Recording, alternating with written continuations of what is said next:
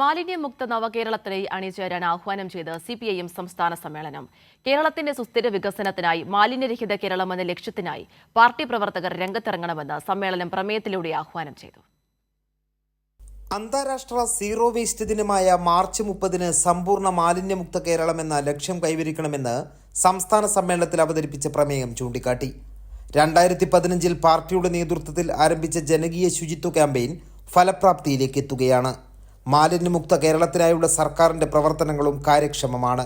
നവകേരള സൃഷ്ടിക്കായി മാലിന്യമുക്തമായ സംസ്ഥാനം എന്ന പദവി കൈവരിക്കേണ്ടത് അനിവാര്യതയാണെന്നും പ്രമേയത്തിന്റെ വിശദാംശങ്ങൾ മാധ്യമങ്ങൾക്ക് മുൻപാകെ അവതരിപ്പിച്ച MV ഗോവിന്ദൻ മാസ്റ്റർ വ്യക്തമാക്കി. കേരളത്തിൻ്റെ വികസന സമീപനത്തോടൊപ്പം ടൂറിസം വളരെ പ്രധാനപ്പെട്ട ഒരു മേഖലയാണ്. അതിനെ കൂടി ഉപയോഗിക്കാൻ സാധിക്കണമെങ്കിൽ നമ്മുടെ ഏറ്റവും പ്രധാനപ്പെട്ട പരിമിതി നമ്മുടെ ശുചിത്വ കേരളത്തിൻ്റെ അഭിമുഖീകരിക്കുന്ന പ്രശ്നങ്ങളാണ്. ഈ മാർച്ച് മാസം കഴിയുമ്പോഴേക്ക് നമുക്ക് ആ ദൗത്യം നിർവഹിക്കാനാവും.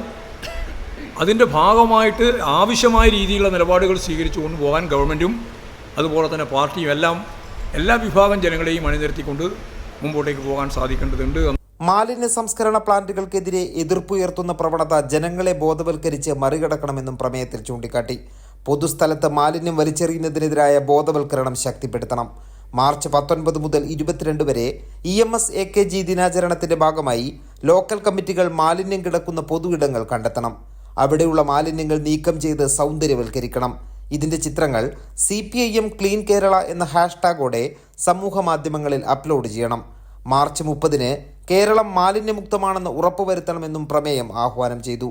കൈരളി ന്യൂസ്, കൊല്ലം.